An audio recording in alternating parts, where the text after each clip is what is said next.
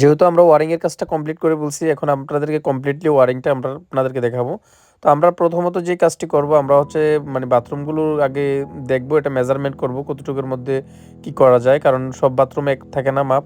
তো আমরা হচ্ছে এই বাথরুমটাতে আমাদের মানে হাই কমোড হবে, এটাতে আর লো কমোড হবে না, এই জন্য আমরা ফ্লোরিং করে, যেহেতু আমাদের বিম কাটতে হতো আমরা বিমটা কাটি নাই, কারণ বিম কাটা কোনোভাবে রাইট না, এটা মানে কাটা উচিত না। তো এখানে হচ্ছে আমাদের যেই মানে আমরা যেই কাজটি করছি, এটা হচ্ছে আপনার আমাদের ফ্লোর থেকে যে বালতির দুটি পয়েন্ট থাকবে, পয়েন্টের উচ্চতা হবে আপনার ৩২ ইঞ্চি। তো আর যেই আপনার ঝর্ণার যে চাবিগুলো থাকবে, এটা হচ্ছে আমাদের থাকবে ৪৫ থেকে আপনার ৪৩ পর্যন্ত রাখতে পারবেন।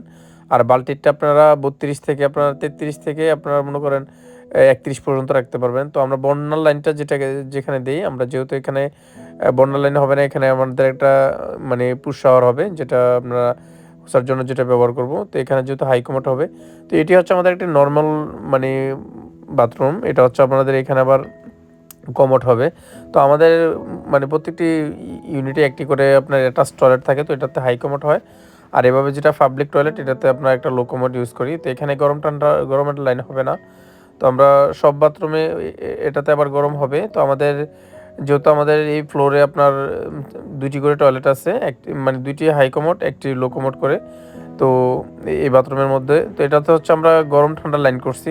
তো আমরা যে ঝর্নার পয়েন্টটা যেটা দেবো, এটা ছাদ থেকে আমরা পোল ছাদ থেকে আমরা ৪ ইঞ্চি ক্লিয়ার রাখবো। আর আমরা বালতির পয়েন্টগুলো আমরা সবসময় খেয়াল রাখবো যে ৩২ থেকে যেত মানে ৩১, ৩২, ৩৩ মানে এই ৩ ইঞ্চির মাধ্যমে যেমন ইয়েটা থাকে।